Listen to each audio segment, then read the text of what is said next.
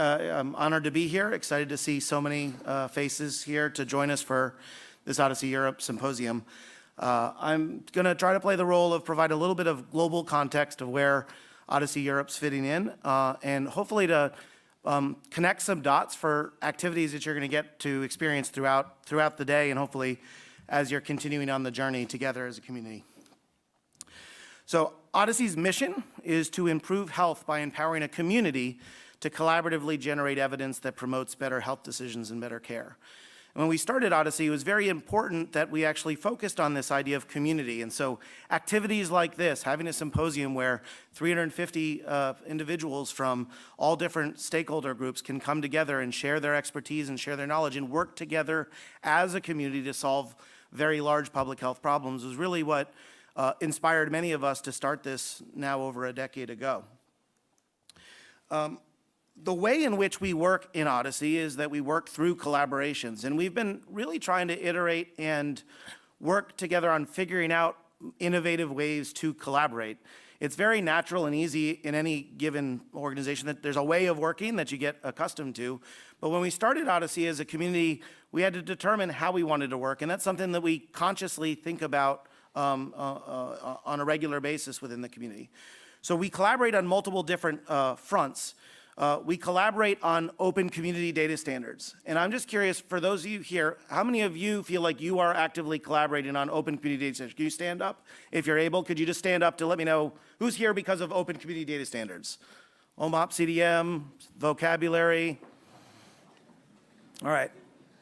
All right, so a good number of people are standing up. That's good. So I want you to look around and see faces and friends and folks that you can connect with today, because you're part of that collaboration on open community data standards.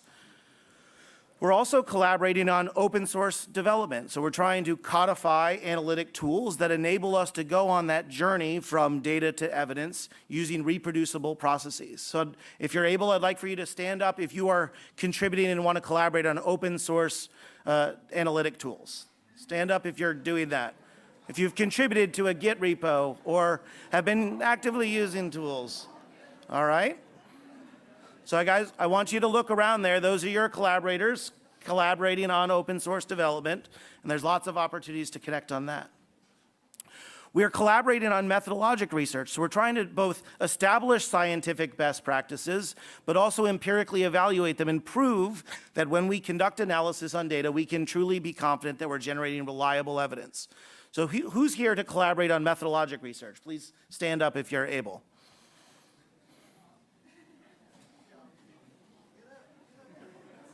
All right. All right, so I want you guys to look around. Those are your friends that you can connect with to think about collaborations on methods research. Okay. And we're also trying to collaborate on clinical evidence generation, so producing evidence that we think matters to improve the lives of patients. So who's here interested in collaborating on clinical evidence generation? Stand up if you're able to share that. Okay. Great, so I want you to look around, see a new friend, talk to them during today's session about how you're collaborating and generating evidence. So these are all opportunities. I hope that you also recognize as you're looking around that not everybody is claiming that they're an expert in all of those things, except for I think Danny stood up every time. But for the most part, the reason we established OHDSI as a collaboration is because we need all of these things, and yet this can't be done by one individual, by one organization. This needs a community collaborative effort. Now, within OHDSI, we are also collaborating as a data network. And we do this as a distributed data network whereby data sources choose to adopt those open community data standards, choose to install those open source software tools, and make it possible to be able to run network studies across the network. So if you're able, I'd like for you to stand up if you are part of the OHDSI data network. You've converted your data to the OMOP Common Data Model. You maybe run a data network. Please stand up. Or if you're in the process and you're on the journey to get there, you can stand up too. Okay. So I want you to look around and think about all of you as individuals with access to data as part of this data network, and look around and see all the other people who you probably aren't yet collaborating with or connecting with who also have data and can be part of this journey. So we have functional collaborations, we have this data network, and we're trying to generate evidence, and we do that by running OHDSI network studies. The idea that any researcher anywhere around the world, if they can properly specify a research question, properly implement analysis specification, that can be made publicly available to anybody in the world, and any data partner can opt in to participate in running that network, in sharing back aggregate summary results, all while never exchanging any patient-level information, and that collaboratively we can interpret those results and disseminate the evidence that we've found. So I'd like, if you're able, to please stand up and share if you have participated in a network study yet, or are interested in collaborating in a network study. All right. So I'd like for you to look around and see all of those that want to be part of these network studies, hopefully spark a connection here. So this is how we're currently trying to foster collaborations, and a meeting like this is super important to try to stimulate those connections in that community that we're trying to build around these ideas. Now, what I'd like to do is share a little bit of the journey at the global level of what we've been doing, and specifically highlight some of the amazing progress we've made just in the last 6 months since the last OHDSI Global Symposium. And usually George Ripsack would be giving this talk, and one of the things that we all appreciate about George is that George can present at 5 slides a minute and still tell a cogent story. I cannot, but in honor of George, I'm going to try to have a good Ripsack ratio of slides to talking to get through a lot of content in a short period of time. So for those of you who were not able to attend the OHDSI Global Symposium, we release every year an annual review of things that have gone on. So there's this book that is published. It's available online on the OHDSI website called Our Journey. I'm going to highlight some of the things that were in there that kind of are the current state of OHDSI as of October of last year, but try to also fill in some of the tremendous progress that we've made in the 6 months since then. So collaborators. So as a community, OHDSI now has over 3,300 collaborators in 80 countries. What does it mean to be a collaborator in the OHDSI community? It means that you raise your hand and say, I want to be a collaborator in the OHDSI community. You all attending here is a good start. If you have not yet considered yourself an OHDSI collaborator, welcome. And for those of you who are knowing people that would like to join an open community to collaborate on all the things you just stood up for, please encourage your friends to join. There's no cost of membership. There's just the opportunity to work together. A lot of us are using the Open Community Data Standard, the OMOP Common Data Model. So one of the biggest progress that we made this last year was not making progress on the OMOP Common Data Model. Instead, actually trying to ensure adoption of a common data model across every organization rather than continuing to run in lots and lots of different directions. Claire Blacketer has been doing a great job in managing the Common Data Model work group, and now we see hundreds of organizations around the world adopting the common standard that makes it possible for us to run all of our analytics. A core component of the Common Data Model is the OHDSI vocabularies that now contains over 10 million concepts, 80 million concept relationships, really serving the backbone for us to have a standardized language to talk about conditions and drugs and measurements and procedures. And it's a huge community effort for us to make a common resource available. And I know many of the vocabulary team are here and are doing a wonderful job, so I encourage you to connect with them. And I'll talk a little bit more later about the progress we've been making towards making this community resource something that everybody in the community can also meaningfully contribute to. Now, as a data network, there are now over 450 databases in 40 countries, collectively covering conservatively over 928 million patient records.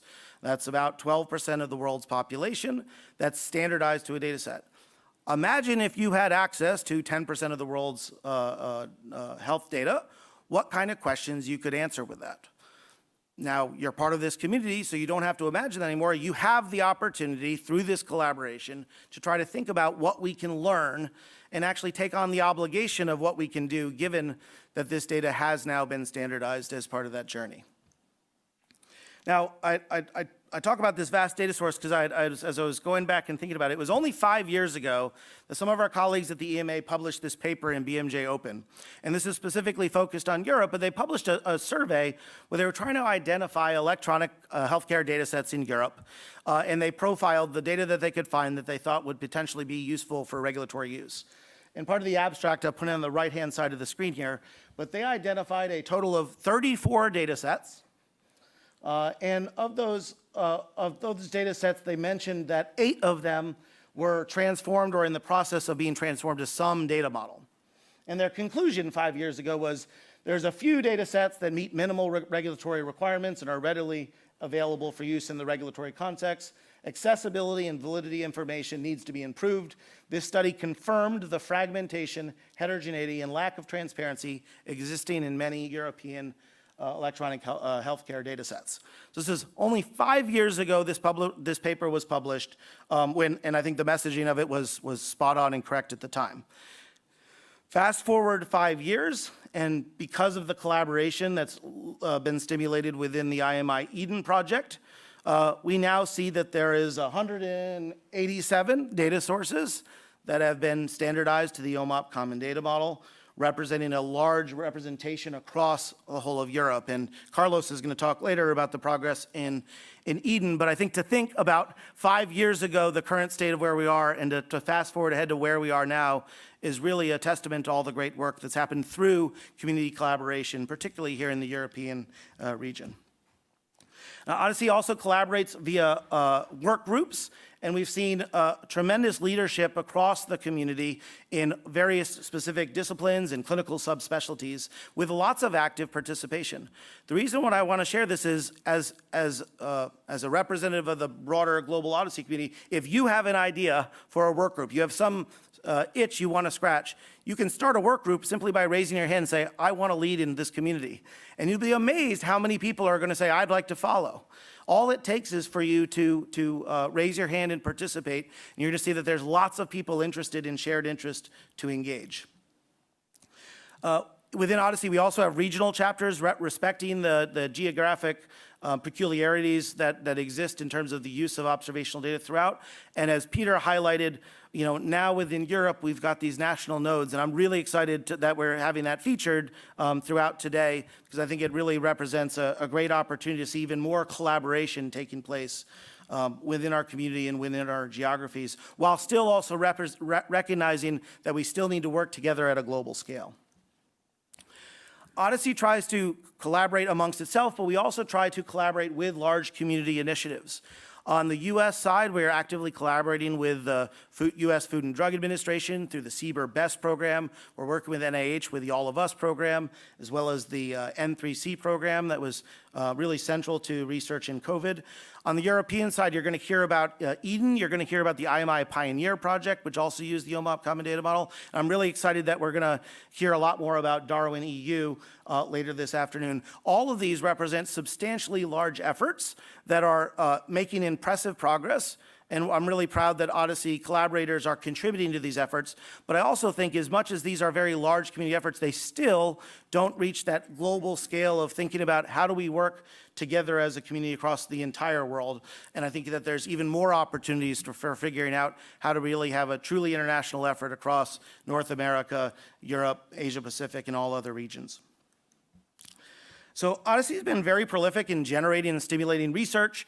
Our OHDSI dashboard at dash.ohdsi.org provides live statistics on how we are doing as a community. As of last night at like 2 a.m. when I put these slides together, we had 581 publications.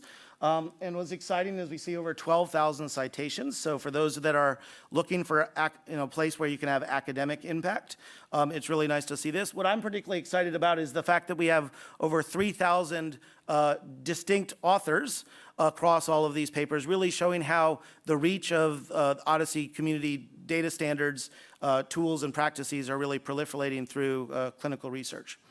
So we have 581 papers. I will not talk about all of them, but I'd like to highlight 4 just to provide a sampling of things that are really recent in our community just over the last few months that represent the span of work that we've done. So we publish papers in data standards. There was a paper published earlier this year in the Journal of Biomedical Informatics that demonstrated how the OHDSI community is thinking about using free text information from clinical notes. And how do we standardize natural language processing pipelines so that we can standardize the note into the OMOP Common Data Model, standardize the tokens that are extracted through the note NLP table, and then use that information to create standardized information. So it was really exciting to see this work that was produced by our entire NLP work group, really centered on trying to establish these standards for processing data. We publish papers in methodological research to try to establish scientific best practices. This paper was recently published in Drug Safety, led by an undergraduate at UCLA, was actually focused on supporting our regulatory colleagues in thinking about how do we do vaccine safety surveillance. There's a traditional paradigm that we think about applying some simple method first, and then we do some sort of a more complex method afterwards. And this idea of serially two-stage evaluation is very intrinsic to how we think about signal detection and signal evaluation. And the work that FISA led actually allowed us to quantify what kind of sensitivity and specificity we could actually see in this context, and actually say, given the technologies that OHDSI's developed, why do we need to take a simple approach? Why can't we just immediately jump to applying advanced analytics that'll get us the best operating characteristics? We publish papers in open source development. Whoops, and my picture got moved. Sorry, Alex. So Alex published this paper this year about a standardized framework for risk-based assessment in treatment effect heterogeneity, and this was published in Nature Digital Medicine. And what Alex did was really, really nice in providing a framework to think about how do you do HTE work, but also taking advantage of open source tools for comparative cohort design, like the cohort method, as well as patient level prediction, and producing his own software to allow us to do risk stratification work. And so Alex's paper is definitely one that you should take a look at to see how to actually think about contributing scholarship and tooling. Erica published a paper in Clinical Applications, and this was our largest to date OHDSI network study. I'm really proud of the fact that in this study we had 65 co-authors. We had 26 databases in 11 countries, collectively representing over 490 million patient records. And this provided a context for us to look at the incidence rates of adverse events at a scale that had really never been done. And this built on community collaboration about how to have scientific best practices in estimating incidents and having that impact in providing information that we know was used by our colleagues at the EMA and FDA in providing context about what was going on in the pandemic. So these are just 4 examples of papers published just in the last few months that really kind of provide a snapshot of what's going on in our community. I encourage all of you to be thinking about how your work through the collaborative efforts could be inspired by this type of effort. Now, OHDSI is also trying to drive educational content. We're trying to provide the community with the ability to have the tools to continue to progress. And one metric that we follow is the educational content we produce through YouTube videos that we make available, as well as the Eden Academy, which Carlos will will touch on, that has 25 courses now available. And we've had over 3,000 people that have taken those courses and made them accessible. What I found particularly interesting is that we've now published 550 videos online. We're not as cool as TikTok yet, but we've had 165,000 hours watched. And when I look to see, like, well, who's watching what videos? This video from Christian is our top winner right now. It's been viewed, it's six hours long, and it's been viewed 10,000 times. What I don't know from the YouTube metric... Now, what I don't know from the YouTube metrics is that 10,000 people that enjoyed listening to Christian for 6 hours? Or was that one person trying to get through listening to Christian and trying unsuccessfully 10,000 times? But either way, it definitely demonstrates the impact. One of our other videos that Erica led has now been viewed 9,000 times. And at the start of the video, she's describing, well, we're going to record this just in case somebody might watch it. And so to see the impact of the work that's being done and the longevity of this content is really exciting. This year, we tried to do something different in the OHDSI global community. We tried to simultaneously generate network studies, and educate the community about how to generate network studies. So we conducted something that we called the Sisyphus challenge. We opened up to the community, we asked, do you have any research questions you'd like to run a network study on? We identified and voted as a community to select 4 questions, and over the course of 9 weeks, we ran tutorials of each of the steps of how to run a network study. And while doing those tutorials, we executed those steps on those studies. Now, I just want to highlight some of the steps that go into a network study because I think it also is indicative of the type of work that we're trying to do. We have presented now a couple years suggesting that what we need to do as a community is engineer an open science system for generating evidence, a process whereby we can pre-specify our analysis, walk through a stage gate process of having objective diagnostics to identify data sets that are fit for use, to evaluate phenotypes to make sure that our cohort definitions are appropriate, and to ensure that our analyses are reliable. And only then will we generate reliable evidence that we will disseminate. And during the Sisyphus challenge, we walked through what does it take to start a network study. We got really good research questions from the US, Europe, the Asia-Pacific regions, representing a range of different clinical questions, but for each of them, we can walk through the same step and process. We then walked through the process of data diagnostics and identifying which data sources could be fit for use for this question. We went through an entire journey of developing and evaluating phenotypes and using the full disposal of tools within the OHDSI community to walk through that step.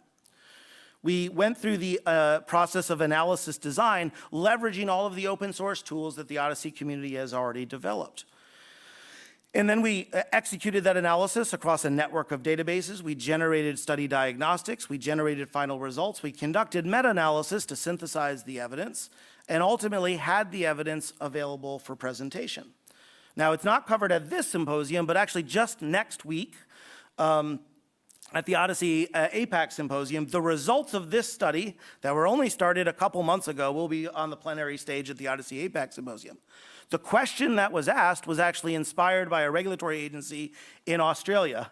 And that regulator will be sitting up on the podium stage to hear the results of the question just 3 months later in an exercise where our community came together and ran the world's largest study in evaluating fluoroquinolone exposure and the risk of aortic aneurysm, using data from around the world to provide an answer in a few months during an educational exercise that we did as a community. I think we can all be proud of what that represents, but it also just paints a story of what we can do together that would be completely impossible to do alone. So towards the end of last year, George and I were asked to provide some ideas of future directions of OHDSI. And we wanted to highlight that our focus needs to continue to be on generating reliable evidence. We think about 3 different use cases in the OHDSI community: clinical characterization to describe populations, patient-level prediction to try to use machine learning algorithms to identify what will happen to individuals, and population-level effect estimation to do causal inference to understand the impacts of medical interventions. Foundational to all of that work is that we need to have a standardized data network, standardized vocabularies, and standardized open source tools. And so what we highlighted towards the end of last year was big idea opportunities for really big questions we could answer, but also some of the important foundational work that we need to do to make it possible for our community to succeed. And in just the last few months, we've really made remarkable progress on multiple fronts here. One of our focuses was trying to really improve what it means to have an open community standardized vocabulary and to increase the transparency and the maturity of our vocabulary development and evaluation process. And to do that, we conducted a landscape assessment, and by we, I really mean Anna, conducted a landscape assessment where we were actually able to get responses from over 180 individuals within our community who told us about their use of the vocabulary, their pains, their challenges, and where they see the community needs to go. And we've been using this information. We use the input from the community as a guide to where we need to go moving forward for the vocabulary.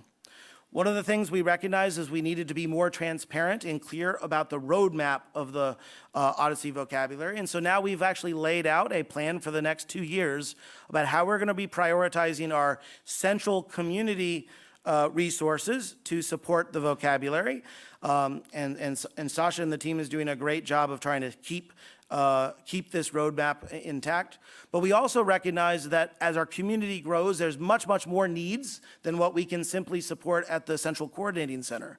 And so we've also established a community contribution process whereby all of you can meaningfully contribute new content and suggest modifications of existing content in the vocabulary. All of this was actually showcased just last month on one of the Global OHDSI community calls, and I encourage you to talk to Anna or Sasha or Christian if you're engaged. And I know yesterday there was or 2 days ago, there was a very productive vocabulary work group session to continue these conversations. And so this is an area that we need to continue to work on together. As it relates to the standardized data network, I think that there's an opportunity for us to increase transparency and maturity of what it means to be part of this OHDSI data network. And we need to figure out how to make this available and make this more accessible for folks to be able to take advantage of. And I think we need to learn a lot from what has happened in the IMI Eden project. The Eden portal was showcased by Julia last year at this European Symposium, and as of 2 a.m. last night, the portal suggests that we now have 92 data sources from Eden, covering over 150 million lives just in Europe. And I think the Eden model of having a portal that allows readily accessible browsing and exploration of data sources is certainly should be an inspiration that we could take even beyond the walls of Eden. And I think Carlos will talk a little bit more about that in Eden's side. Within the Sisyphus challenge, we tested the idea of data diagnostics, which is an idea that Claire Blackadder has been driving. And here we were able to get 35 data sources to share a very small set of aggregate summary statistics. And we came up with a new approach for how you can ask a question of the data sources. Rather than saying, let me browse a data source, say, let me ask my research question and figure out which data sources are right for my question. And we piloted this idea across the Sisyphus challenge questions, and we're able to identify which data sources were fit for use following this approach. In that short 8-week period, we got 35 data sources to be able to contribute, but we're talking about a data network that has 450 databases converted to the OMOP Common Data Model, so there's still a lot more opportunity for us to grow this capability for the community. And as it relates to standardized open source tools, we need to continue to increase the adoption and the ease of use of all of the open source tools within the OHDSI community. And there's been a lot of efforts going on. What was particularly exciting for me last night in summarizing this is to see just exactly how much activity has truly gone out in 2023. Just since the start of the year, these are the posts on the OHDSI forums of new releases of software tools. Each one of these posts, you see Jenna released Characterization, Chris released CirCR, Jenna released Shiny App Builder, Martine released Big K&N, Gautam released Cohort Explorer, Adam released Andromeda, JPEG released Results Data Manager, on and on and on. These are new, current, cutting-edge software tools being developed by our community, for our community, made accessible so that we can conduct the types of large-scale analyses that we certainly couldn't have even imagined being able to do just a few short years ago. But this is because of those contributions from our community that makes it possible for all of you who have access to data to be users of these tools and capable of generating reliable evidence. So as I close, I want to ask a question for you that I want you to be thinking about throughout today as you're listening to all the sessions and fostering collaborations. If you had an open community of thousands of friends, international multidisciplinary collaborators to be able to work with, if you had an open community data standard that's used by 400 databases around the world, if you had best practices that we know could generate reliable evidence, and if you had a set of tools that would be capable of supporting the entire journey from data to evidence, what would you do? Because you have all these things now. We have these things together. And now it's our opportunity and really imperative to take advantage of the community that we have generated together and to think about how we can solve big problems for healthcare by taking advantage of the collective skills that are in this room, the collective technical capabilities that we have, and the collective will that we should have to improve the health and lives of patients around the world. So with that, I encourage you to be thinking about this question, give your answer to others of what you would do, and hopefully be inspired by the presentations you're going to hear throughout the rest of the day as we move forward in hearing more about the progress that's been made across OHDSI in Europe. Thank you.